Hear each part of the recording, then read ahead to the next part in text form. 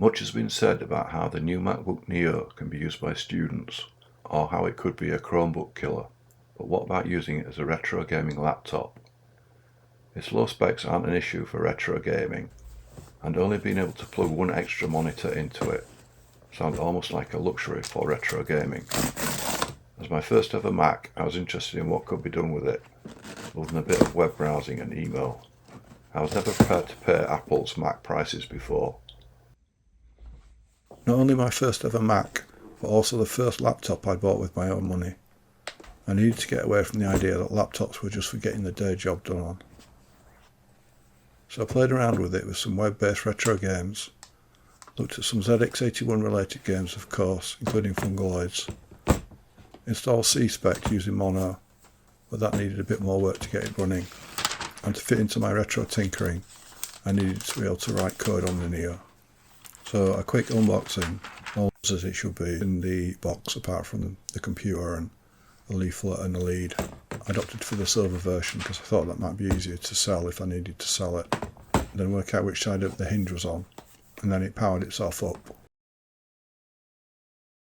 So running through the hello screens and then a bunch of menus to set up, and then it was up and running.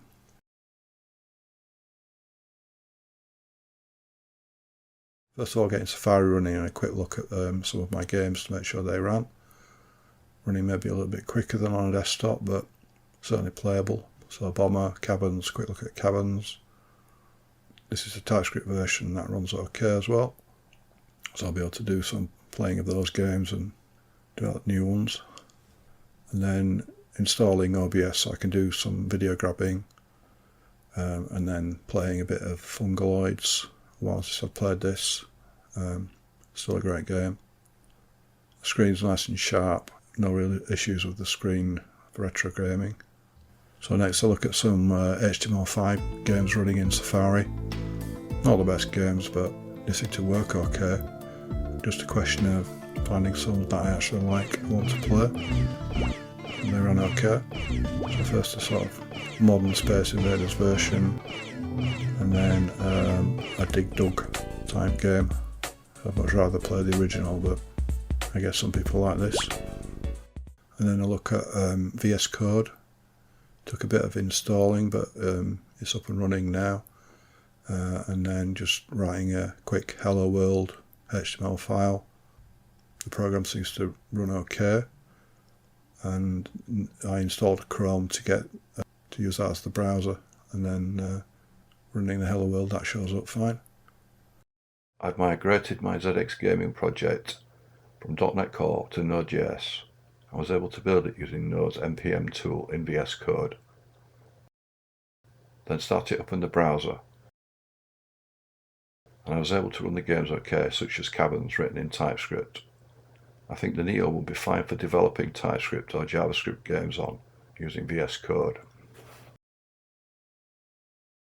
And then into the Game Center, it dug out some games that I bought a long time ago. So then they were on the phone, but now they're available to use on the Mac. And as they were phone games, I think they'll run quite reasonably well on the Neo with its phone chip. So Riding a Skateboard was a game that I played for many years, loved it, and I still play it when I'm on an aeroplane, usually these days. But it's still a fun game. So then another game, Pacific Wings, I had on phone, so that's come across as well. So this is a bit like 1943, but not as good. But if you're just on a plane, you can while away 20 minutes with a flight, just tinkering with this. So quite a simple game, but it plays well enough on the Neo. So for these types of games, I think the Neo will be fine. Games with a retro aspect to them, nothing too modern. And then I realised that I'd bought a ZX81 simulator a while back, and this is kind of like an emulator. So you can load up ZX81 programs on your phone, or as I can now do on the Neo. You've got the keyboard to type in commands down at the bottom, or you can pick games from the list of software. So there's loads of games been put onto this, initially sorted by developer, but you can sort by the game title as well. So there's a lot by Dr. Beep, as you would expect. So just quickly going into 2D Monster Maze, you can get the horrible screeching from the ZX81 loading and those black and white patterns. This is only a 1K game, so it doesn't take that long to load. And then you're in. I haven't read the instructions, so I didn't know how to play this. So I'll need to have a look at how to play it and come back to this one, I think. Pressing the keys on the keyboard didn't seem to do anything, so I need to figure this one out. And then looking down the list a bit more, you've got Centipede by Jeff Minter. So this is a longer game. You've got the option of Chromasoft, and he's also used some definable characters, which I didn't see at the time when I had my ZX81. So this took a long time to load with that horrible screeching. So I'll cut that short for the video, and then you're into the game.